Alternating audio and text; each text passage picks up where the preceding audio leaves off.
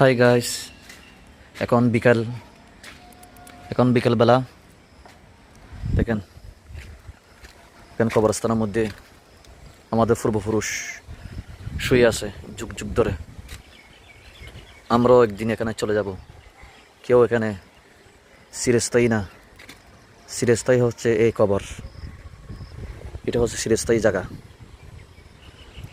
Hi guys, আল্লাহ পাক রব্বুল আলামিন একদিন আমাদেরকে এই দুনিয়াতে পাঠিয়েছেন। যে কোনো সময়, এই জীবনের গ্যারান্টি নেই, যে কোনো সময় চলে যেতে হবে।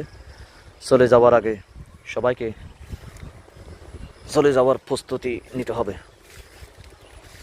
সেই জন্য আপনাদের সবার কাছে অনুরোধ, একটিবার চিন্তা করে দেখুন, আজ তারাও আমাদের মতো হাত পা, মুখ, নাক, কান এ শরীর নিয়ে ছিল, মুখে জোর ছিল, গায়ে শক্তি ছিল। আজ তারা সব শক্তি আল্লাহ সুরমার করে দিয়ে আজকে মাটির দেহ মাটির মধ্যে চলে গেছেন। সেই জন্য হিংসা নয়, কারোর সাথে ঝগড়া নয়, আমরা সবাই একে অপরকে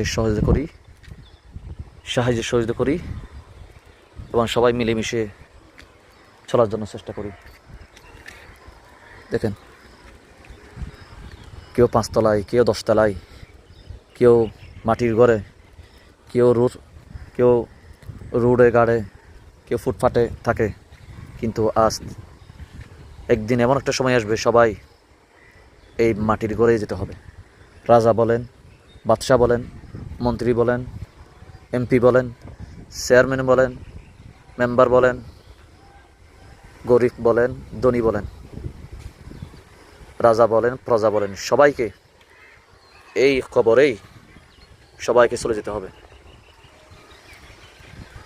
সেই জন্য হিংসা নয়, বিদ্বেষ নয়, অহংকার নয়।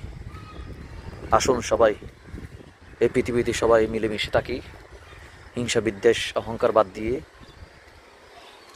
সবাই একসাথে জীবন গঠি। আসসালামু আলাইকুম রহমতুল্লাহি ওয়া বারাকাতুহু।